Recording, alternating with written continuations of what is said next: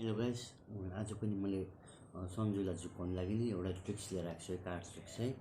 र तपाईँहरू पनि हेर्नुहोस् ल। मैले एउटा डेकबाट नि यो दुईटा निकालेको छु।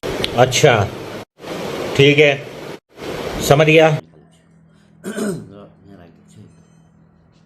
र यो कार्ड म यसरी पल्टाउँछु होइन। र तपाईँले जहाँ पनि स्टप भन्न सक्नुहुन्छ है। ल हेर्नुहोस् ल।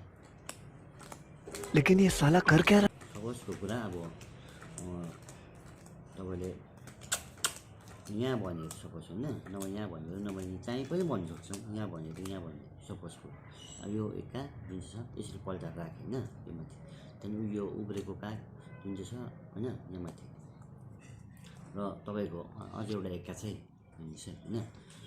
अब फेरि त्यस्तै ल पल्टाएर होइन। रोज तपाईँले यहाँ स्टप भन्ने अरे, नभए यहाँ, नभए यहाँ, नभए यहाँ, जहाँ पनि तपाईँले अब स्टप भन्नु चाहन्छ भने यहाँ स्टप भन्ने सपोज होइन। र यो एका यहाँ माथि होइन। र डल्लै कार्ड यसरी राखेँ होइन।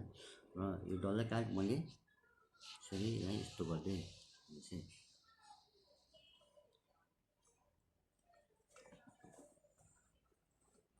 यस्तो गरिदिएँ होइन। तपाईँले राखेको एका यो यहाँ छ एउटा यहाँ छ होइन। र यसको छेउको कार्ड होइन, एकाको यसको छेउको कार्ड यो दुईवटा, र यसको यो एकाको छेउको कार्ड होइन, यो दुईवटा होइन। र यो कार्ड पनि हेर्नुहोस्, र राखेको छेउको कार्ड पनि तपाईँको चारवटा एका। ये कैसे हो गया? अनि यो पनि उल्लु बनाउनुपर्छ ल सन्जुलाई फेरि।